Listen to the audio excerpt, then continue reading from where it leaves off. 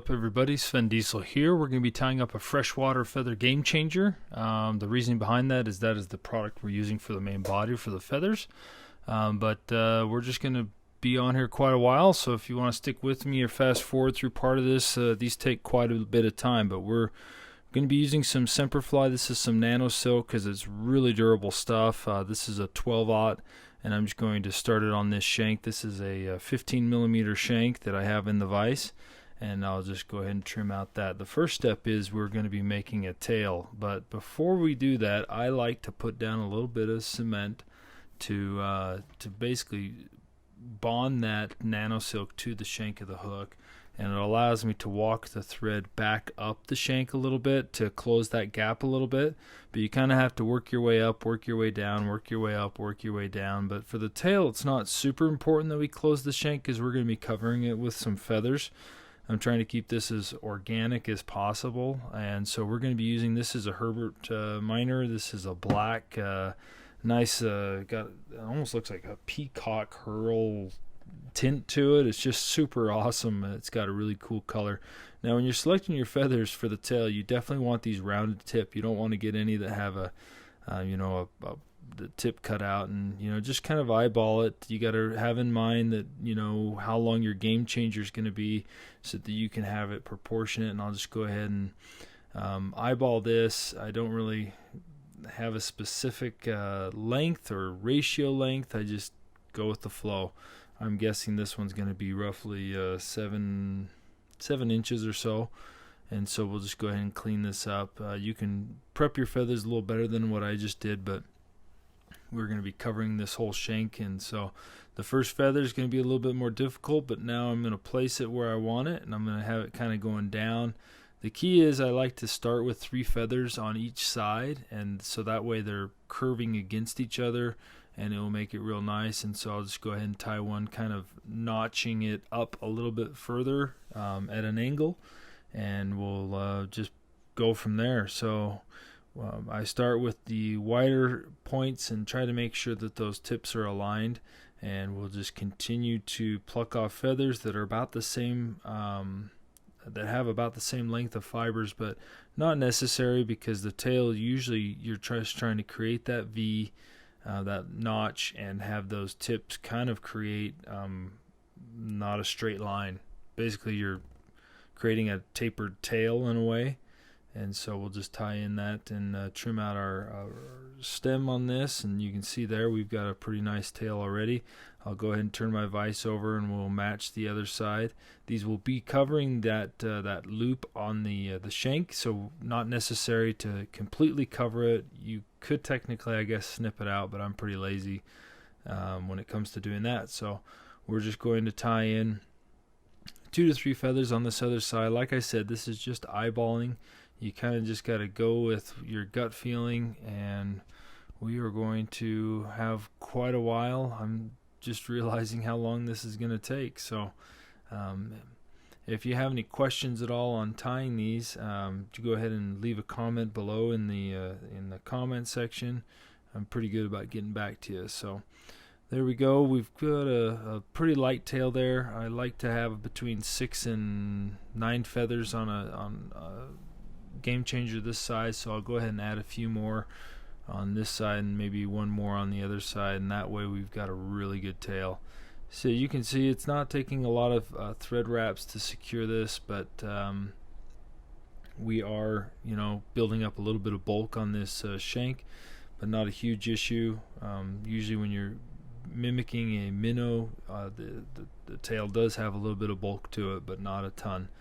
But definitely, in ratio to the tail, there's going to be a little bit of bulk, and we'll get to that in just a minute. So there we go. That looks pretty solid. You could spend a lot more time on it if you need be, but I'll just kind of pull those back, really crank down to keep those feathers secure. And you could add a little bit of super glue at this point, but I found that these thread wraps secure it pretty good, and I've never lost any feathers out the tail. So the next step is I'm going to take that notch feather. I'm not going to waste it, and I'm just going to prep it by snipping out the tip here to a triangle.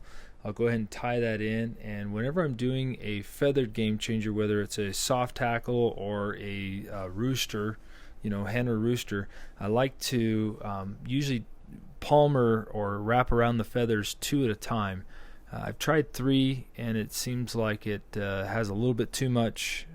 It's hard to manipulate the feathers for me personally.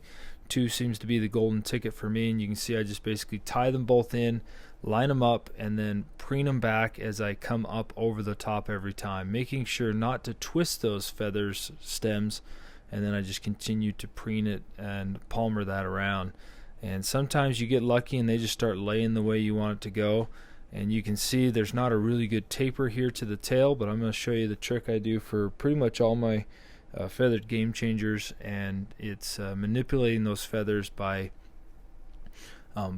basically pulling them back and palmering it and then wrapping over the top of it, because I'm not trying to create body at this point. I just want to cover up my feather tie-in points and make this look pretty. So that way I use the same color here for the tail, and that is a awesome tail. So there's how you do a tail. You could end it at the eye, but for the body, we're using a new product by Whiting Farms. This is a Freshwater streamer. This color here is a silver badger, and this is a hybrid feather between a American Hackle rooster and a it's just smaller than an American Hackle, and it looks really nice. This badger is a great color. I think it's going to really make an awesome game changer. And so I'm just basically going to start by pulling feathers towards the top of this cape here, prep them the same way I just did, and I'll tie that in. And like I said, I'm going to be doing 2 feathers at a time, and so we will tie in that second feather, and we will get a hint of what this is going to look like. Sometimes when you're tying these in, you can leave that tip and have it go along the shank of the hook, but when we don't have a lot of room here and we're trying to keep this a little bit narrower, I don't do that. And so same process as what we did with the black Herbert Minor feather. Palmer it around, and you can see how this American Hackle here, or I guess this Freshwater streamer Hackle, is very, very, very not like a soft hackle like a hen. It's a little bit stiffer, but look at that badger, how it creates that core, and then we've got those stiff fibers coming out. I've tied quite a number of game changers in that American Hackle, and I really like them. The downside to it was I always had to hand select my capes, just because, or my saddles. Usually the American comes in a saddle, I apologize. But I had to hand select them sometimes to get some smaller fibers. Those generally are pretty large, and so this is a perfect combination for me for fishing for trout with these. And what I did with the tail, I'm going to do the same process with this first wrap. I'm going to come back over it just a little bit. I don't want to, mat it down so that it's going into that tail, but just to create a little bit more slender profile. And then I've got enough room here to do another 2 feather wrap, and I'm going to select those feathers from the same place on the cape, up towards the top, where I guess the neck would be. Not taking the smallest fibers for this particular fly since it's going to be a larger game changer, but I'm just going to pull 2 out, prep them the same way I've done, do a triangle, tie in that triangle, and then go ahead and secure it all the way up, kind of creating a little bit clean of an underbody. It makes it a little bit easier to palmer these hackles and keep them uniform and touching, especially on this badger, because you will see the core a little bit. And so I'll end my thread right there at the hook eye. I'll go ahead and same process, line those feathers up so you got the stems in one hand and they're perfectly aligned, and then go ahead and start wrapping. Sometimes the first 2 wraps here, or 3 wraps, you kind of really have to work with those stragglers that want to kind of come forward, and sometimes it'll be the whole feather, but usually you get about the first wrap or 2, and then the fibers go the way you want them to go. And you can see this one here is being a little bit on the more difficult side, but I'll just continue to preen those fibers back as I come around the best of my ability. And I'm hanging up here on my thread a little bit, and that's part of the learning process. Once you've done 1 or 2 of these, I mean, you understand, and it is not as difficult as many people make it out to be, but maybe, who knows, maybe I'm doing this completely wrong.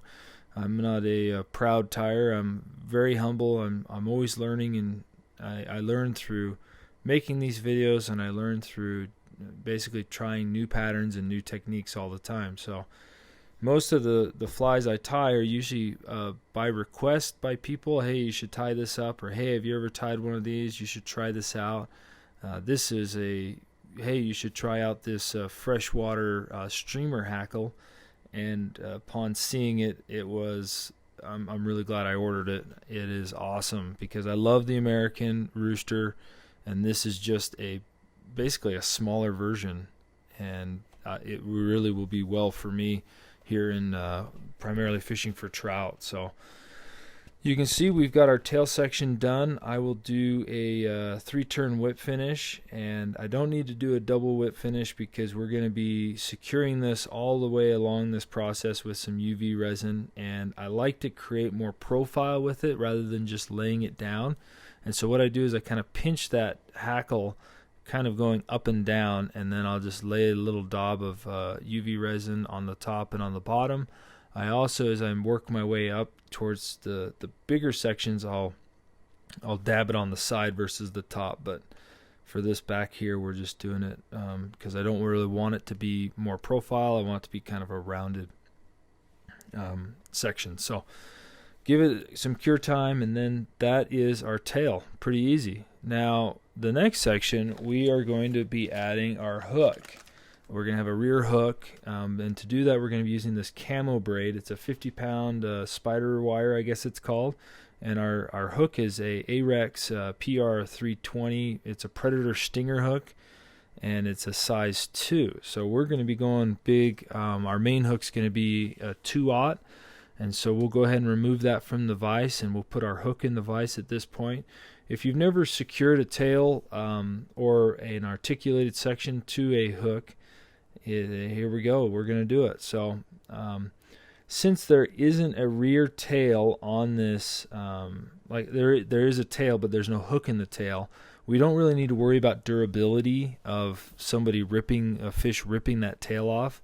And so what I'll do is I'm just going to do a single spider wire strand coming off the back and just cut off about 6 inches. If you waste a little, that's okay too. And I just want to make sure that when I get towards the back of the hook, that spider wire is on top of the shank, and use some nice tight securing wraps, and then go down the bend just a little bit. You don't want to end higher up than this because the hook point, or the hook eye, is going to be level with the hook shank by going down the bend just a little bit. And then I'll place that spider wire on the top of the shank and do about 3 to 4, sometimes 5 wraps, just loose wraps at this point, and then you can pull it to how you want it. You want a little bit of play back there, and like I said, this is not, if a fish bites on that tail, there's nothing really to hold it. It's just going to be a short strike, and we already secured our hackle, and our tail fiber is really good, so we don't need to worry about hooking a fish and the durability of getting it in. So I'm just going to do single strand down the shank, up the shank, and that is secure. You want a little bit of movement, and then all we got to do now is do the same process again. I'm going to grab the feathers from about the same part I was grabbing from before on the cape. You don't want to progress too much, and if you grab too big of a fiber, you're not going to have the correct profile.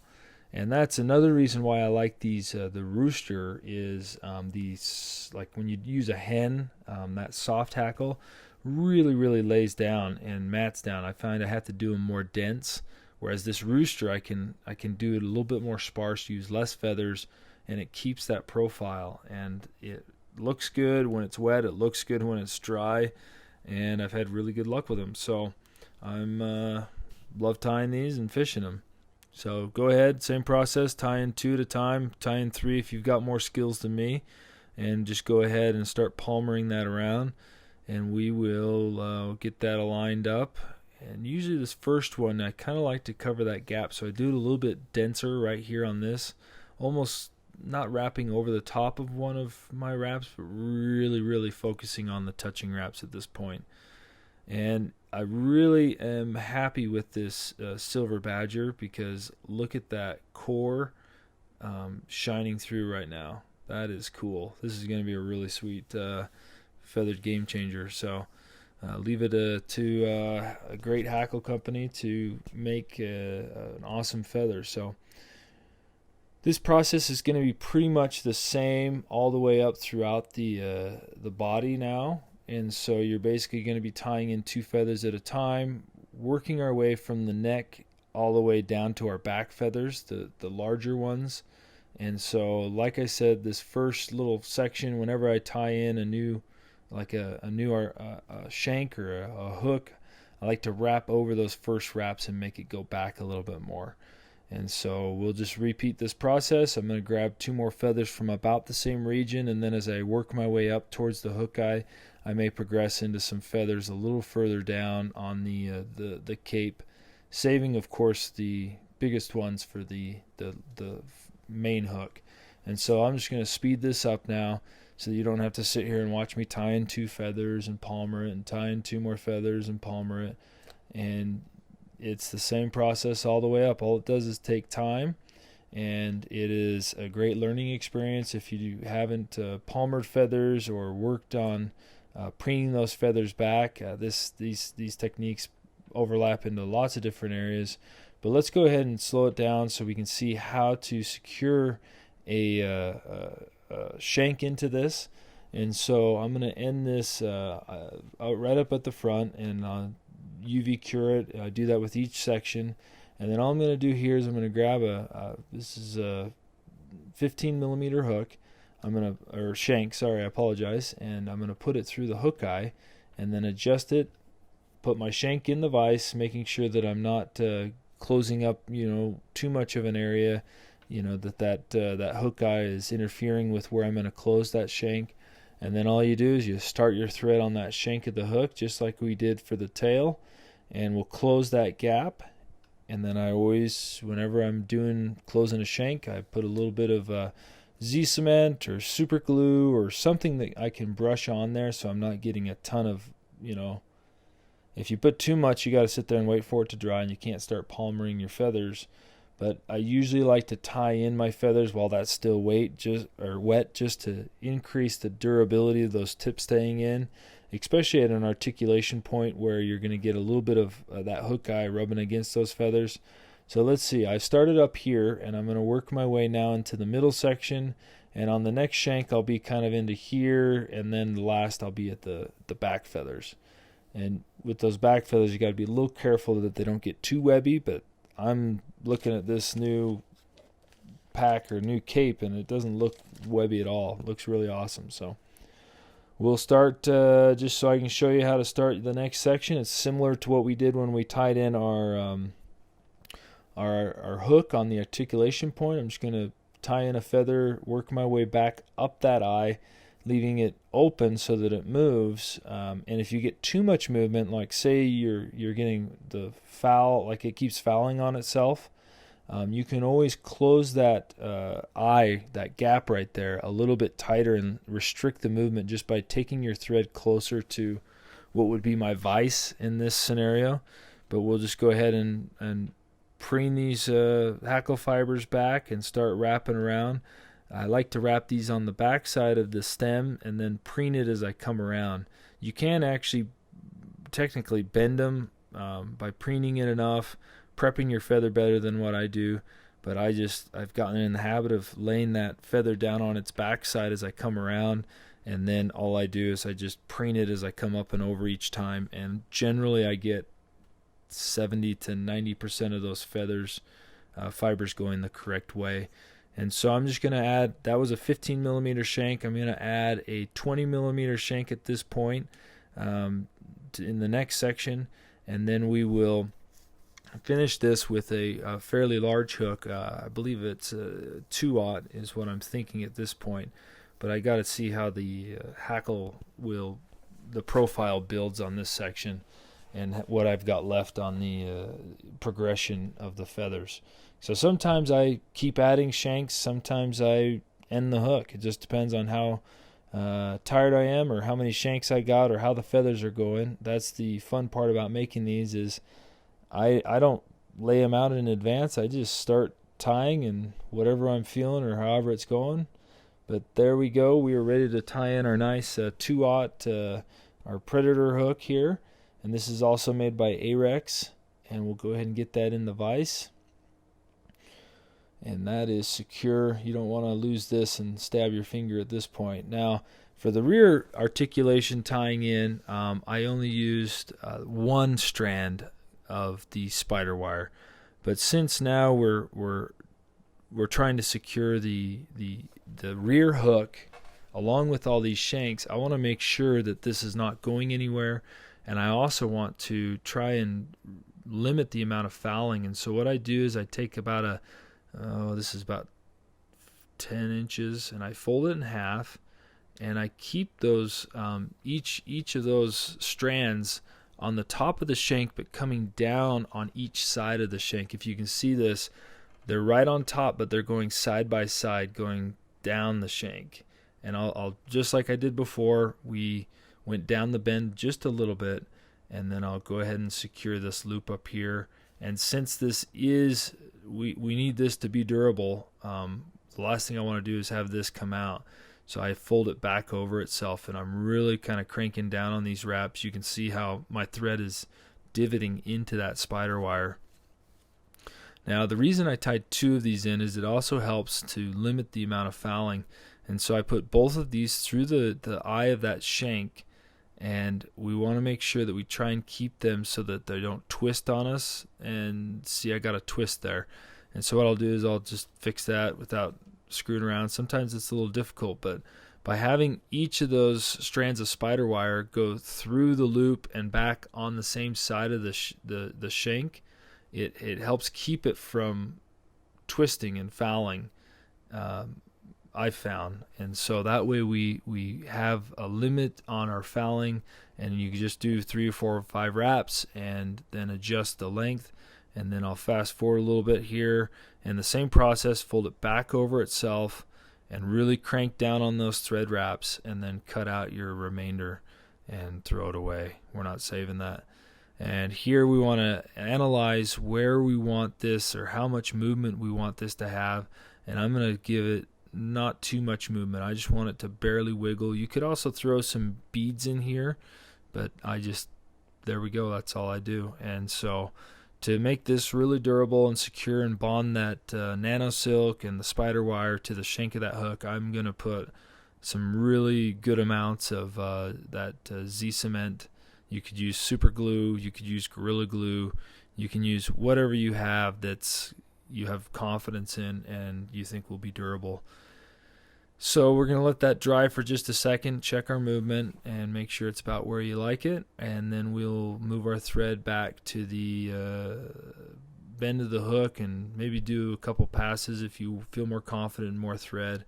But make sure you can secure that rear hook to something so that when you're tying this, you're not going to stab yourself. And we're now progressing through this. We started up at the top, we worked our way to the middle. Now I'm digging into these back fibers, and normally on some of the American hackles, some of these get a little webby, and so these don't look webby at all to me. This must be a really good cape, and look at that. That is awesome. Another really cool part about this feather is I'm utilizing almost the whole thing. I'm not prepping it like I would a normal feather. There's not a lot of fluff. So really cool, really neat feather. I'm pretty impressed. This is my first time tying with this freshwater streamer. So we got our 2 feathers in. Let's go ahead and start palmering it. At this point, you should be an expert, so just continue to do this. And on this first one, like I've said in the past, just make sure you really, really do it with touching dense wraps here so that you can kind of tie it back to cover up that articulation point. And not only by covering it aesthetically so you don't see it, but by tying that back, it creates a little bit of a cone. And since these are stiffer fibers, that also guides the movement. It limits it, so when it moves to the side, it's going to hit those fibers and not continue to go to the point that it might foul. But just work your way up. I'm going to keep using those big feathers all the way up to this hook eye. And then right here, we're going to tie in our fins. And I just chose some of that Herbert minor, some of the larger fibers, and we'll tie that in so that it's going at a slight down angle and that it protrudes out. I guess we can look and see it's half the shank of the hook, but I'm just doing it to proportion with my tail. It's a little bit longer than the tail fibers. I could use a little bit of a bigger feather here, but I like, the dark with that real shimmer shine to it. And we'll go ahead and trim that out. Those look pretty good, and I guess I got that a little bit long. Let's go ahead and pull this out. I don't like that. Let's pull that out. Let's just prep it again. I could get a new feather, but I'm not going to. I'm just going to tie that in by a good 3/16 of an inch there. That's all you need. And I'll match the other side. Let's just pull that out. It's a little long. I usually like my fins here to match, and so we'll just make a match. Now, a little trick here is I try to get them positioned as best as I can. Sometimes you can do it perfectly. Sometimes those fins just want to go every which way direction and be difficult for you. Kind of like this side's doing for me now. This is I guess average bad, but that's partially my fault. I'm just trying to rush it. So yeah, I like that. That looks pretty good. I'll check to make sure they're roughly the same length. Check the angle. It looks pretty good. Now here's a little trick. I UV resin these.